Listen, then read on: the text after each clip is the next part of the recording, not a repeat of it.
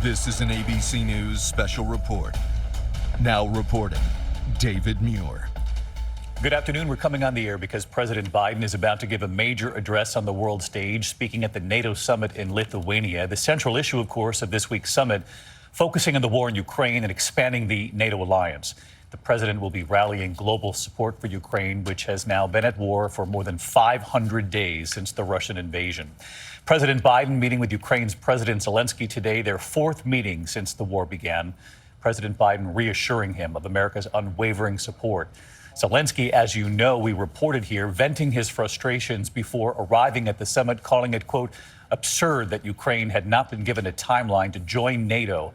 His tone a bit different following today's meeting with President Biden, now happy with the outcome of the summit, celebrating what he is calling a, quote, significant security victory. The president and G7 leaders standing right there with Zelenskyy today, announcing a new long-term security package to help Ukraine build a strong defense, quote, across land, air, and sea. President Biden promising Zelenskyy, quote, all of our allies agree that Ukraine's future lies in NATO. Members vowing to extend an invitation to Ukraine once certain criteria are met, including some necessary reforms, and also once the war is over. They again promise to support Ukraine against Russia for as long as it takes. At the same time, the other major news out of this summit, Finland has now been welcomed as the newest member of NATO, and the path has now been cleared for Sweden to join in just a matter of weeks. Vladimir Putin, of course, who has long hoped to weaken NATO, is now seeing the exact opposite happen, with NATO expanding along Russia's borders. As we await the president any moment on the world stage, let's bring in Elizabeth Schulze, who's traveling with the president. Elizabeth, quite a meeting today with President Zelenskyy, and as we had expected, a show of unity between the two leaders.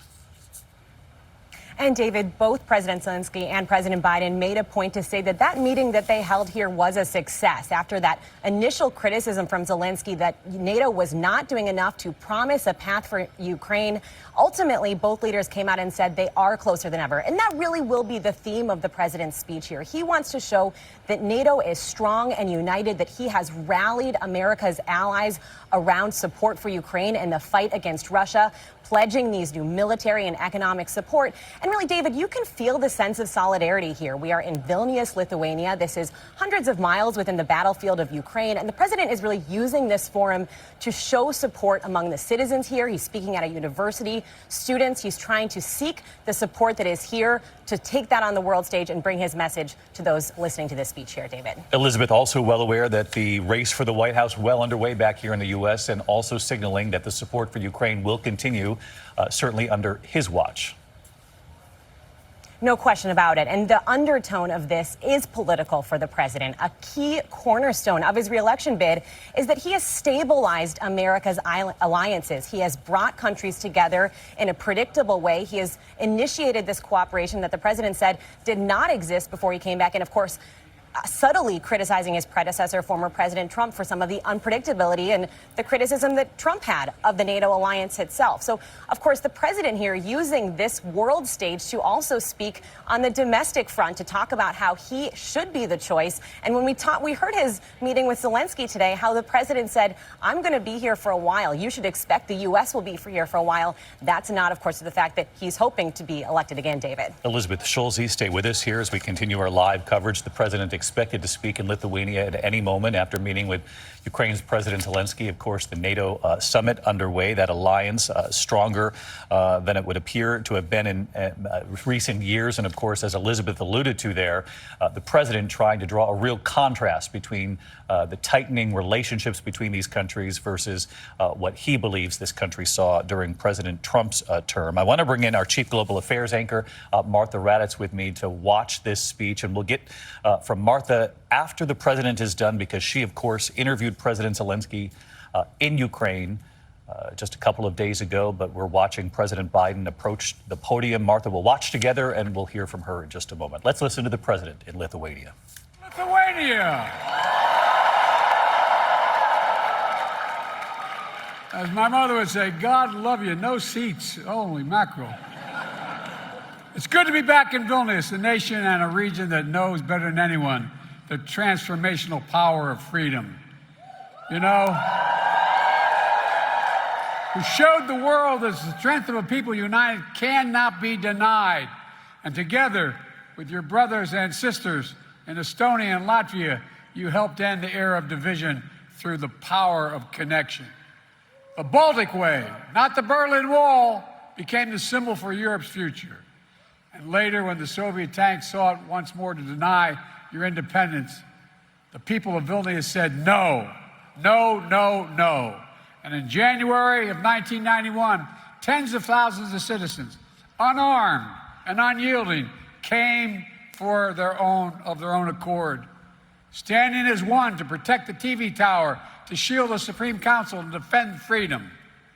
14 heroes tragically lost their lives. Hundreds were wounded.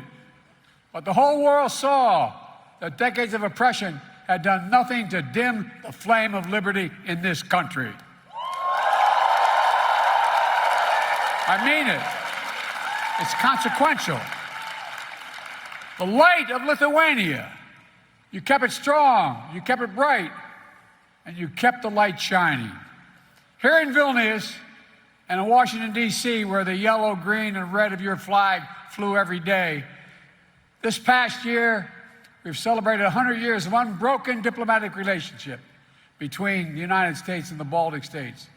America never recognized the Soviet occupation of the Baltics. Never, never, never, Mr. President.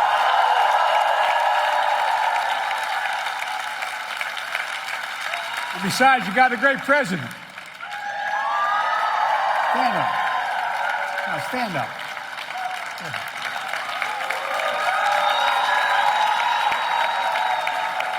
As your president can tell you, the bonds between Lithuanian and the American people have never faltered.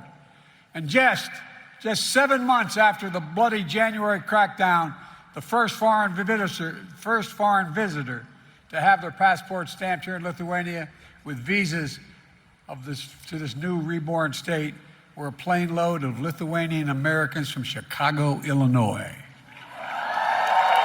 Oh. And their families are still proud of that. Los Angeles came after that. A lot came after. Look, many aboard that plane had fled Lithuania during the early years of Soviet oppression and marveled at their return to this independent state. One of them told reporters, quote, "This day is like a resurrection for us. This day, Father, is like a resurrection for us." That's what the quote was, for real. That's the feeling. And it was. A resurrection that quickly became a revelation. And a nation which stands today as a stronghold of liberty and opportunity. A proud member of the European Union and of NATO.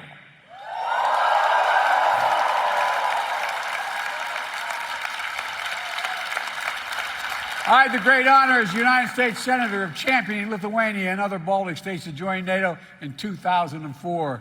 Wasn't I brilliant doing that? But all kidding aside, think about how it's changed things. Think about what's happened.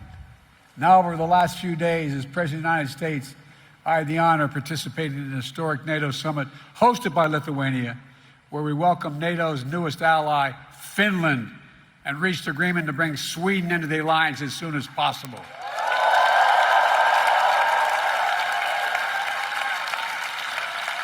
And President Erdogan kept his word.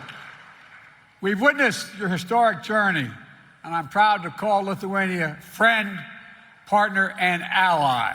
Ally, ally. Soon NATO will be the 32nd freestanding, have 32 freestanding members standing together to defend our people and our territory. Beyond all the rest, bound by democratic values to make us strong, and by our sacred oath, that an attack against, it is a sacred oath. Attack against one is an attack against all, because each member of NATO knows that the strength of our people and the power of our unity cannot be denied.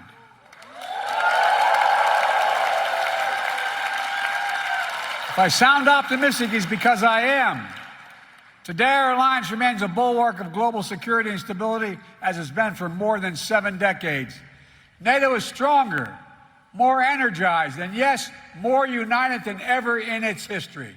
Indeed, more vital to our shared future. It didn't happen by accident. It wasn't inevitable.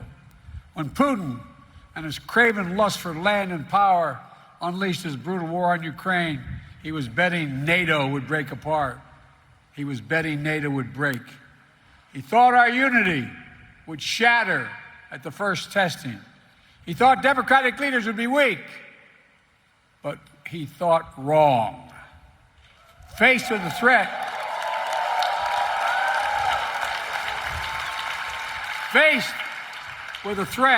the peace and stability of the world, to democratic values we hold dear, to freedom itself, we did what we always do. The United States stepped up, NATO stepped up, our partners in Europe and in the Indo-Pacific stepped up. All across the world, they stepped up. And we're ready. We were ready because we stood together. In the months leading up to the war, as Putin amassed his forces on the Ukrainian border and laid the groundwork for his brutal invasion, I was in constant contact with my fellow leaders of the G7 and the European Union and NATO, constantly. We warned the world what Putin was planning. Even some in Ukraine didn't believe what we had our intelligence community found. We made sure NATO was prepared to deter any aggression against any member state. We pursued intense diplomacy with Russia, seeking to avert this terrible war. And when Russian bombs began to fall, we did not hesitate to act. We rallied the world to support the brave people of Ukraine as they defend their liberty and their sovereignty with incredible dignity. I mean that from the bottom of my heart. Think about it. Think about what they're doing. After nearly a year and a half of Russia's forces committing terrible atrocities, including crimes against humanity, the people of Ukraine remain unbroken. Unbroken. Ukraine remains independent. It remains free. And the United States has built a coalition of more than 50 nations to make sure Ukraine defends itself both now and is able to do it in the future as well. Since this war began, I've stood with President Zelenskyy, as I just spent about an hour.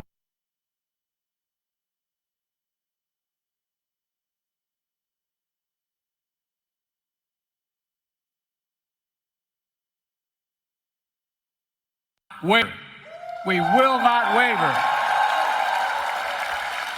I mean that. Our commitment to Ukraine will not weaken.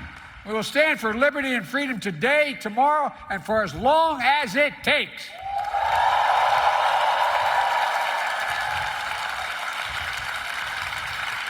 We all want this war to end on just terms. Terms that uphold the basic principles of the United Nations Charter that we all signed up to. Sovereignty, territorial integrity. These are two pillars of peaceful relations among nations. One country cannot be allowed to seize its neighbor's territory by force. Russia could end this war tomorrow by withdrawing its forces from Ukraine, wrecking its international borders, and ceasing its attacks on it, its inhumane attacks on Russia, by Russia on Ukraine, against its children, women and children, its military. Unfortunately, Russia has shown thus far no interest in the diplomatic outcome. Putin still wrongly believes that he can outlast Ukraine.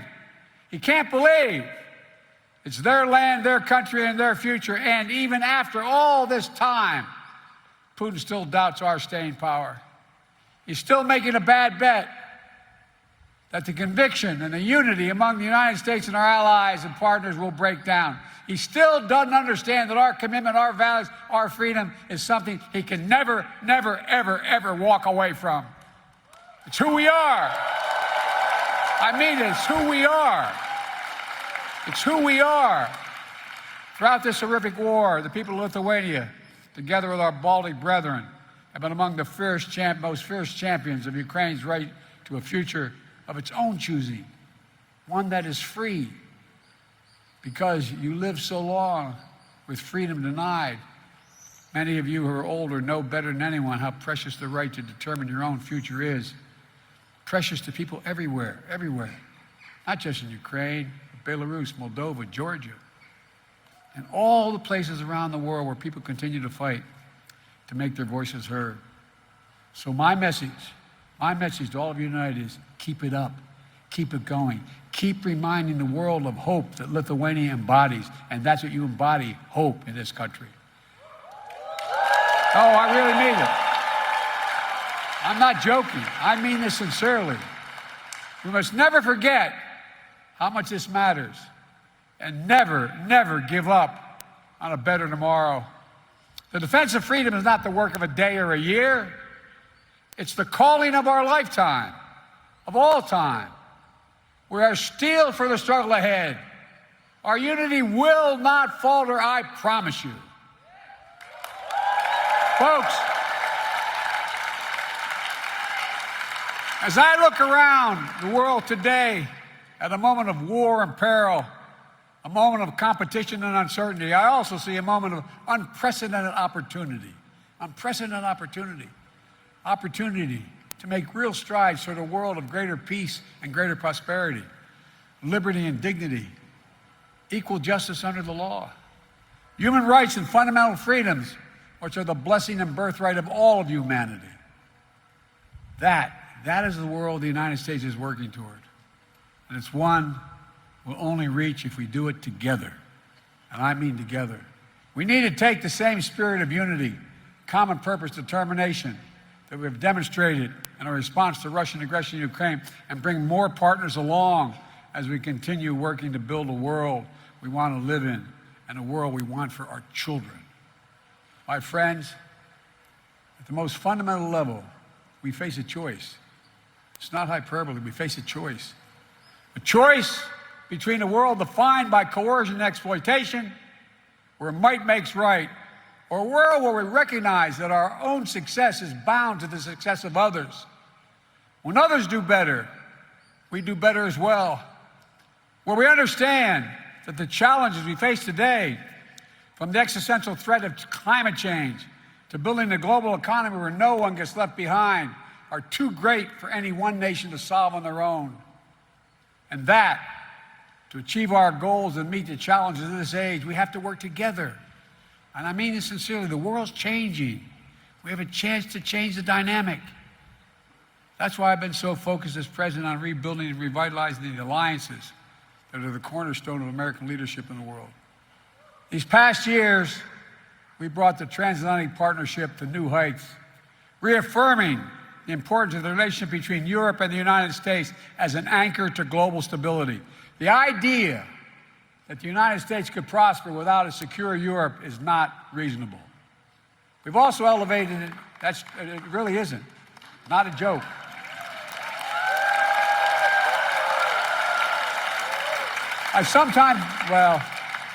We also elevated and deepened American alliance in the Indo-Pacific with Japan, the Republic of Korea, Australia, the Philippines, which provide critical security and deterrence in that vital region of the world.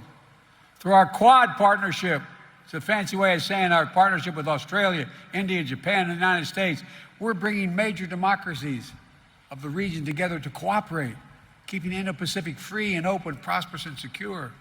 We've demonstrated during this NATO summit, with Indo-Pacific partners joining us for the second year in a row.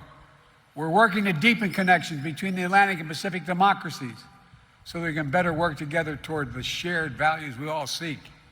Strong alliances, versatile partnerships, common purpose, collective action to meet our shared challenges. The world has shrunk. That's how we build a future to see, but we share and know we share challenges and work together. We have to step up together, building the broadest and deepest coalition to strengthen and defend the basic rules of the road, to preserve all the extraordinary benefits that stem from the international system grounded in the rule of law.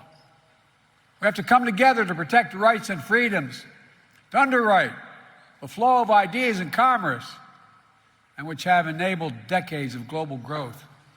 Yes, territorial integrity and sovereignty, but also principles like freedom of navigation and overflight, keeping our shared seas and skies open so that every nation has equal access to our global common space.